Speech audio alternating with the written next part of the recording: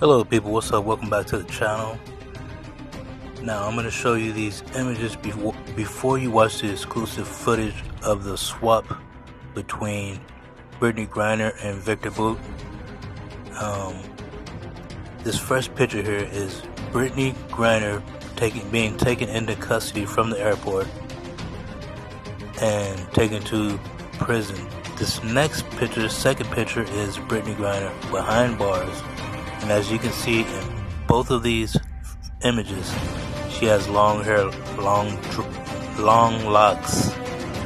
And in the third image you see Brittney Griner with her hair all cut off. It says Locs had to go in prison. Temps cause brutal hair freezing. Now I've never been to Russian prison, but I don't know if I believe that she shaved all her hair off because it was free. I think it might go a little bit deeper than that, something they're not telling us, but you be the judge. But the reason I point out the long hair and the short hair is because in this exclusive video you're about to see right now of the swap, she looks kind of mannish, kind of like a dude, you know. But here is the exclusive footage, and stay tuned for Tucker Carlson rant at the end of the swap. Okay, here you go. See you in the next one.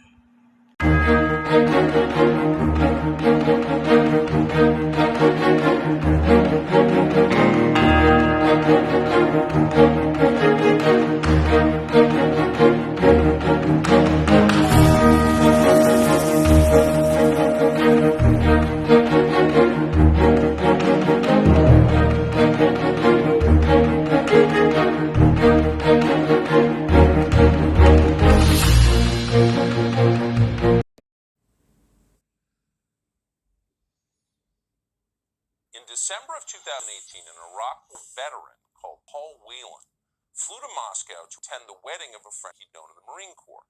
Days after he arrived, 6 days, Whelan was arrested in his room at the Metropole Hotel and charged with spying.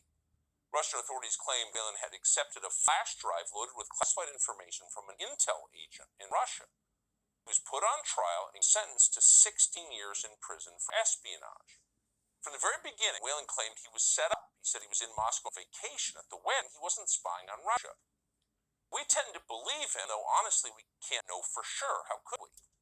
But either way, whether he was set up or actually spying on Russia, Paul Whelan's case would be a priority for any American government. Here you have a man who has actively served the United States in the Marine Corps and then possibly as an intel asset in a hostile foreign country.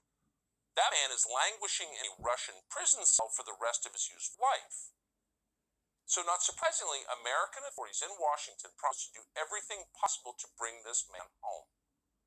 But it turns out they didn't mean a word of it. Today, the Biden administration announced it had secured the release of an American imprisoned in Russia, but it was not Paul Whelan. It was a female basketball player called Brittney Griner, who was arrested several months ago for breaking Russian drug laws.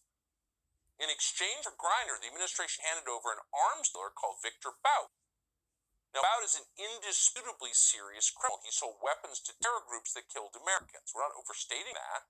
Here's a summary.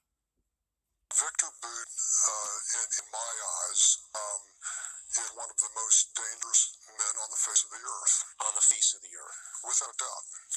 Mike Braun, the former chief of operations for the U.S. Drug Enforcement Administration, told us Bout first exploded on scene in war-torn West Africa in the late 1980s, elevating bloody conflicts from machetes and single-shot rifles to AK-47s, not by thousands, but by the tens of thousands. So he weaponized civil war in Africa. He transformed these young adolescent warriors into insidious, mindless, maniacally driven killing machines that operated with assembly line efficiencies. The U.S. has indicted him on 4 terror-related charges, including conspiracy to kill Americans. What makes him a threat to the United States? He's a shadow facilitator. He's arming not only designated terrorist groups, insurgent groups, but he's also arming very powerful drug trafficking cartels around the globe. So that's the guy that Joe Biden just sprung from prison, the international arms dealer who's arming terror groups and drug cartels. Now, keep in mind, the same administration that did that is simultaneously calling for the arrest and imprisonment of American citizens who have handgun magazines that hold more than 10 rounds. So by any measure, it was a very costly prisoner swap. Certainly from Paul Whelan's perspective, it was. Earlier today, amazingly, Whelan spoke with a CNN reporter from the penal colony where he's being held south of Moscow. Listen to him. I would say that if a message could go to President Biden that this is a precarious situation that needs to be resolved quickly, and I would hope that he and his administration would do everything they could to get me home, regardless of the price they might have to pay at this point. I have to say I'm greatly disappointed that more has not been done to secure my release, especially as the 4-year anniversary of my arrest is coming up. I was arrested for a crime that never occurred. I'm happy that Brittney is going home today and that Trevor went home when he did.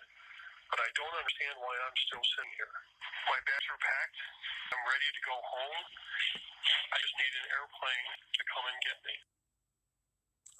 Poor guy. I don't understand why he's still sitting here, he said. You can imagine how he feels. So the former Marine, who's been there for 4 years already, gets left behind in Russia, while the celebrity athlete gets busted with hash oil, is championed by her celebrity media friends like Gayle King, and is home in just months. I mean, that's what happened. And it seems like a metaphor for how America under Joe Biden is working at this point.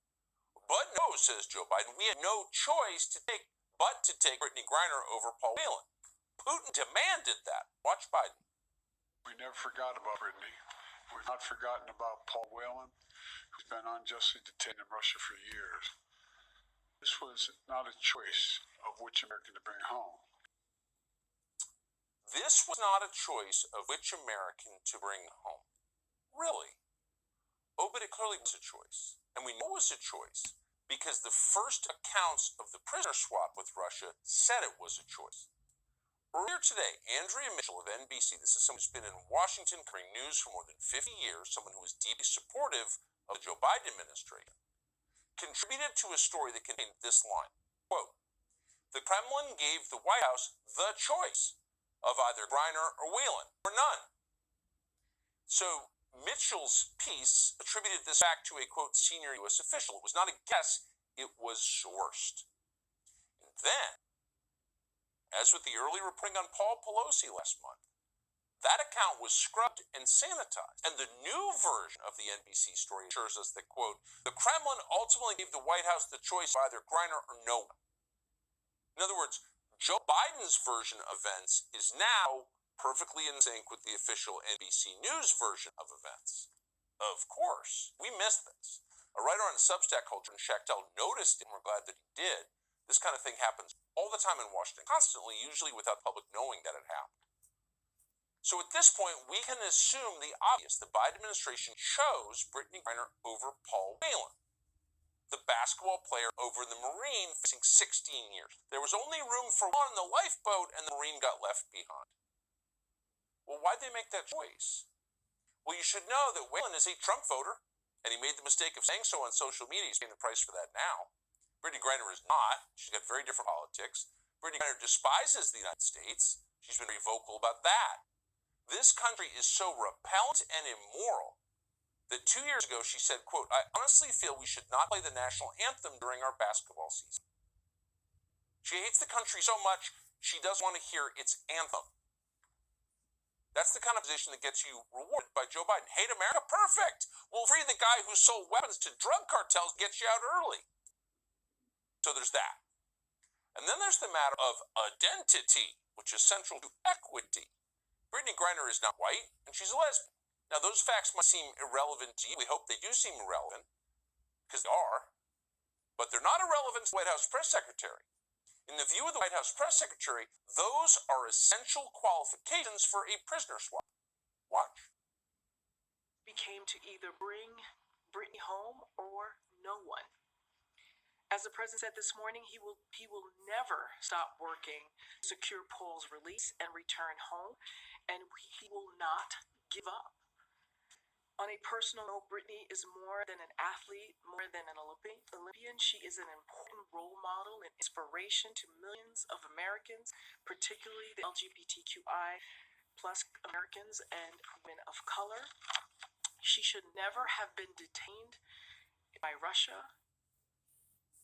So there's Joe Biden's press secretary telling you that Brittney Griner is important because she's a lesbian woman of color. And by the way, so am I. That's what she said. Now, how perverse is that? You hear that kind of stuff all the time, but how perverse is it?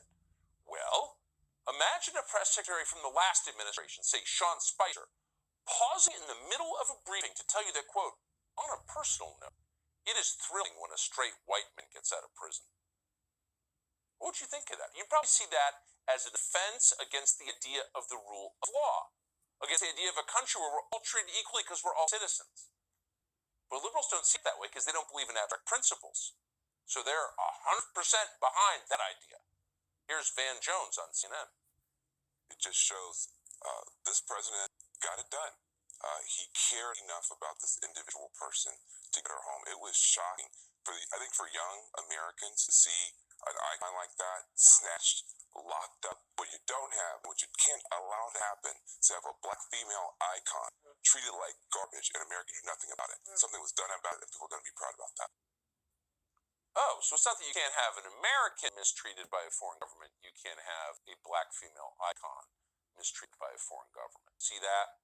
You get more rights based on what color you are, sexual orientation you are. But that's not how this country works, or has ever worked, or should ever work. That's immoral.